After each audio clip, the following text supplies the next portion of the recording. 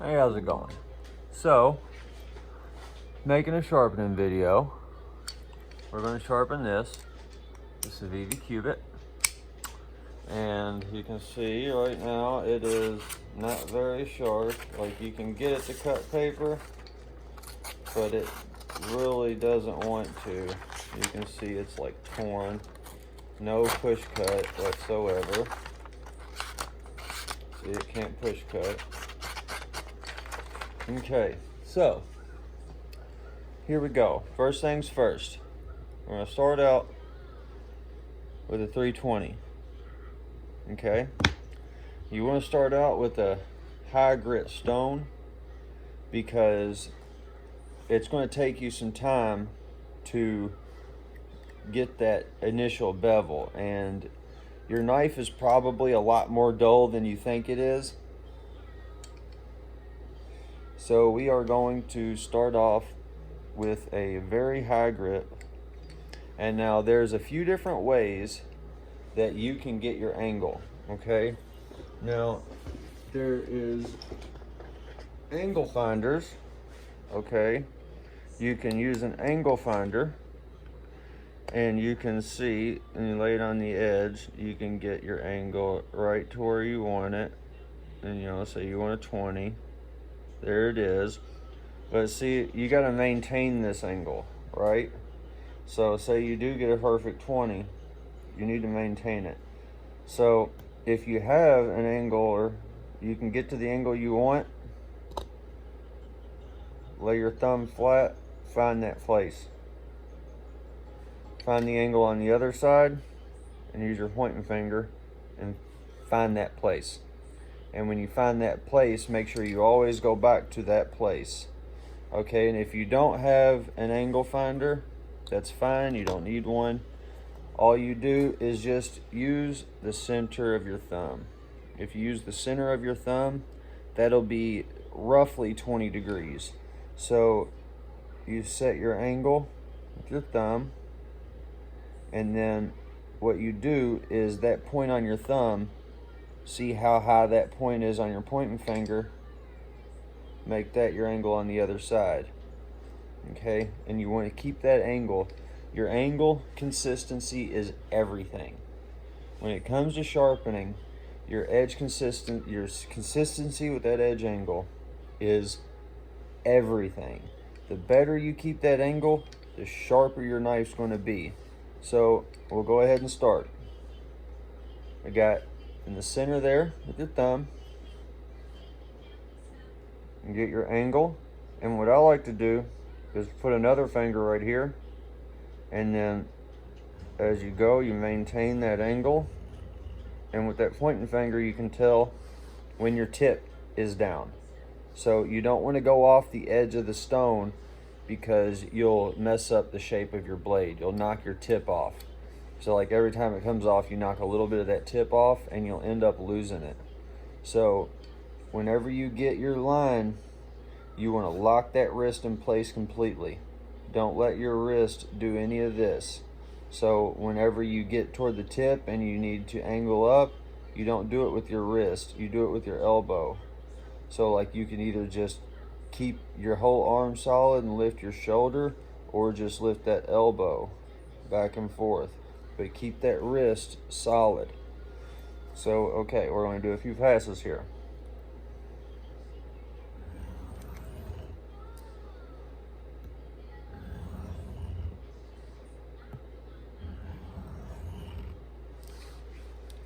And now let's look. And you can see I'm building up a scratch pattern on my bevel, and you can look and see that scratch pattern, and you want to get it to where your scratch pattern is even across the whole blade. So you can go ahead and do some passes.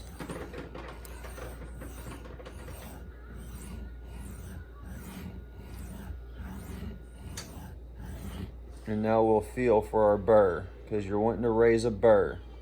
Because with your edge angle, you wanna bring your angle in, bring it in until the steel folds over itself. and then when you go to the other side of the edge, what you're trying to do is fold it back the other way. And then you've got that itty bitty little tag of steel along the edge. You're wanting to bend it back and forth till it falls off, and then you're to a true apex. That's where that myth comes that the sharper your knife is, the quicker it dulls. That's because people are using the burr to cut, and then when that burr falls off, they don't have an edge. So you want to build that burr, and I don't have one all the way down yet. Most of the way though, there's just a couple spots, so we'll just do a couple more passes. See, I just went off the edge. That's why that finger is important. All right, now we've got a burr all the way down the whole knife. Let me just do a couple more just to make sure it's good and raised. Okay, now we've got a good consistent burr down the whole edge of the knife, and you can feel it with your fingers. Like you can feel that it's folded over. You can feel it catch.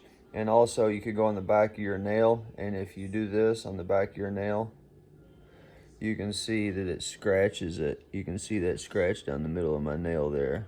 That's from the burr. So we'll go back to the other side and get our angle right where we need it. Get that height with our finger. Okay, and now I'll use my middle finger on the tip, and I got my angle set, and then pull. Make sure you keep that angle consistent.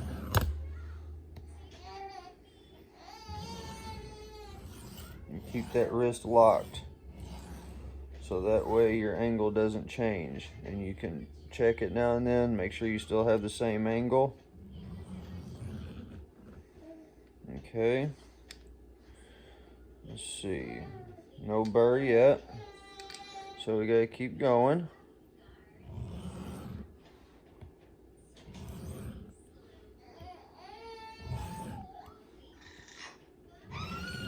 You hear my boy in the background.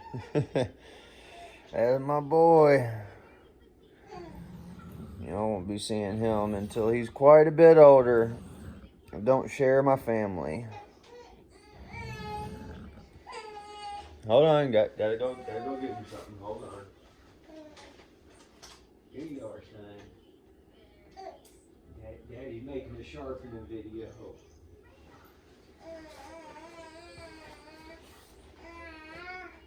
Okay, now back to it.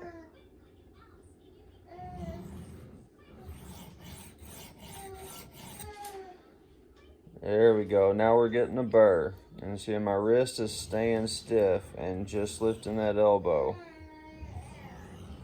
Okay. Now we've got our burr pulled on the other side. Okay. Now that that burr is pulled on the other side, we're going to go back to the initial side one more time, and we're just going to do a couple passes here.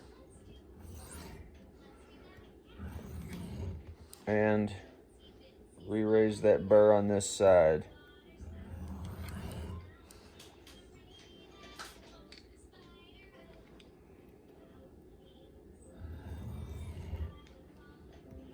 And this will just ensure that we're creating a good apex here. All right, there we go. Now we got our burr back on the other side. Now we're done with the 320. Now we'll move on to a 600 grit stone. Now from 320 to 600, and then we go on the side that our burr is on, and we start on the burr side. And then we're just refining the scratch pattern. Just refining it. We're not sharpening anymore. The knife is already sharp. If I was to hit it on a strop right now, I'd have a sharp knife, just with a 320 grit edge is all. So we want to run this 600 and refine our scratch pattern. And you just run the 600 until you can see it's consistently 600 all the way down. Like you can see the difference in a 320 grit and a 600 grit. I don't know if it'll translate in the camera, but that is the 320, and then that is the 600.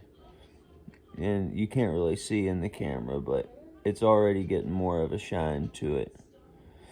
So once we get our burr pulled there, we'll flip over to the other side, and then run your burr back.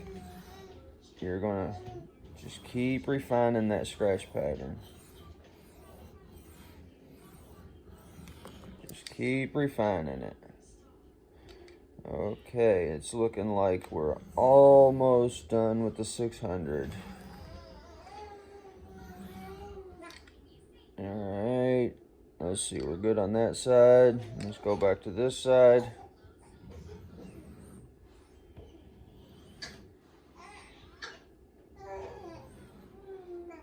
Okay, let's see.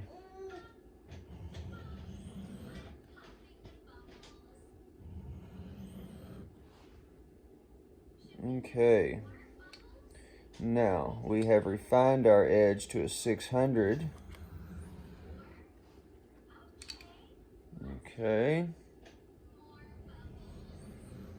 Okay, now we're refined to a 600.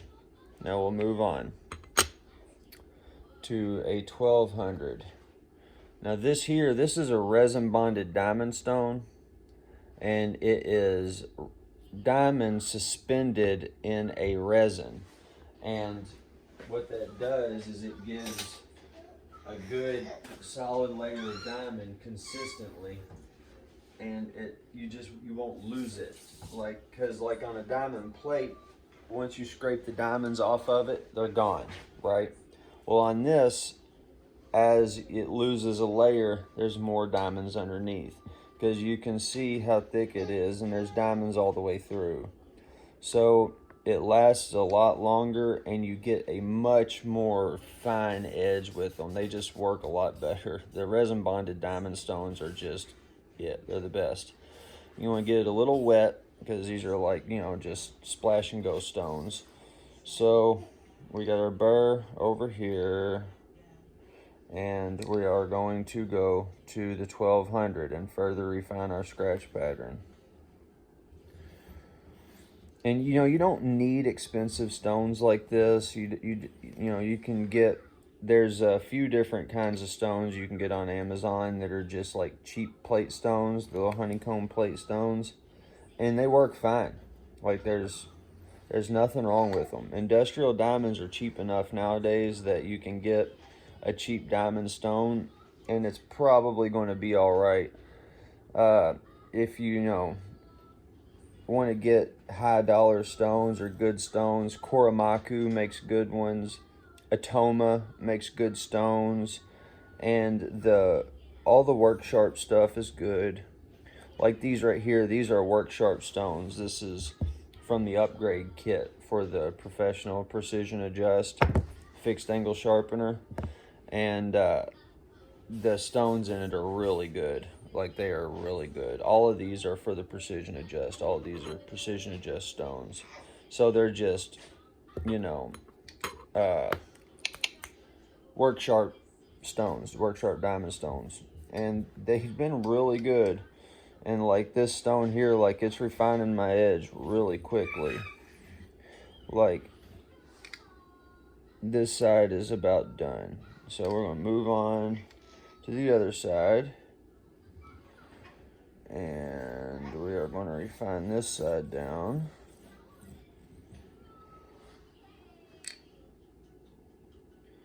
And like I feel like this 1200 on the resin bonded diamond stone cuts faster than the 600 on the plates. Like they're really good. They really are. Like I've been super impressed with these stones. Okay, now I'm just maintaining my angle, keeping that wrist solid, making sure we're at the exact same angle every time. And the better you get at holding that angle, the more consistent you get at it, the sharper you're going to be able to get your knife. So when we're done with the 1200, now we're on to a 2000. Now this is a 2000 grit resin bonded diamond stone. Okay, and again, I just get it a little wet here. I just use a wet paper towel and just get a layer of water on it, and I'll wipe it off. Make sure there's nothing on the blade because you don't want grit contamination. And then we'll just continue refining the edge.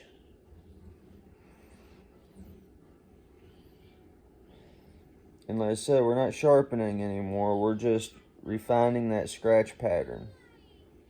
Getting it more and more fine on that edge angle.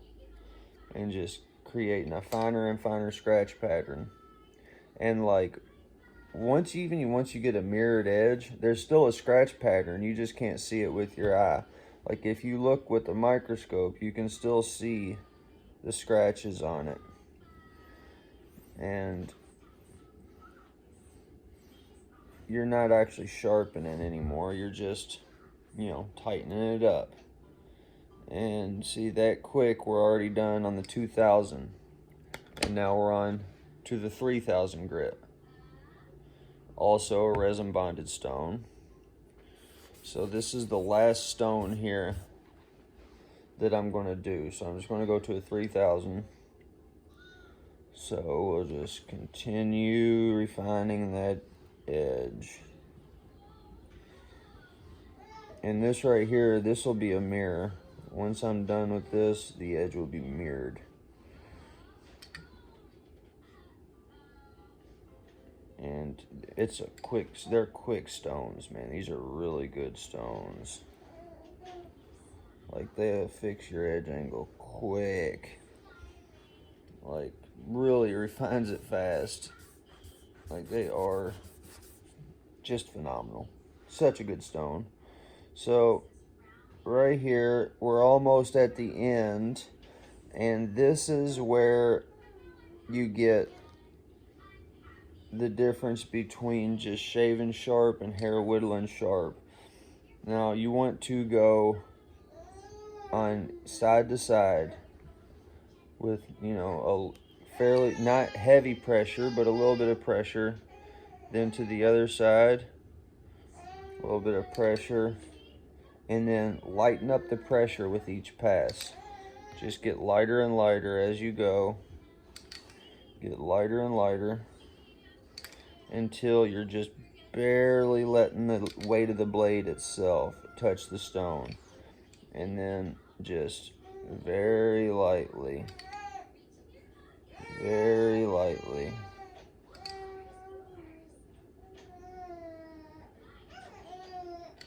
Very lightly. And that should be it. And that already feels blazing sharp. But what's left now, after that, is the strop. And this here is a 4 micron and then a 1/2 micron with stroppy stuff. Now we're going to just strop it, light pressure, very light, just back and forth from tip to heel, tip to heel. And it's best if your strop is on a surface, because you want to keep that angle. You want to maintain your angle. You go a little bit lower on the strop with the angle because, leather has give to it. So, you want to keep your pressure light enough to where you don't bend it in there and then mess up your angle. And you also, you want to go tip to heel because you're refining that scratch pattern, and you are sharpening this way. So your scratches are going this direction. So whenever you strop, you want to strop in the same direction as your scratches. And we should be pretty close to a wicked sharp edge right now. I haven't tried it yet, but we're about to see. Okay, so I got a hair here. Let's see if we can get it in frame. Yeah, you see the hair, and check it out. This should whittle hair.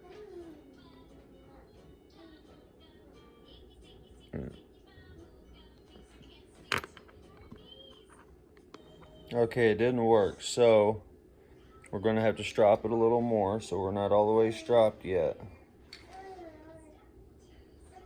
So let's drop it some more.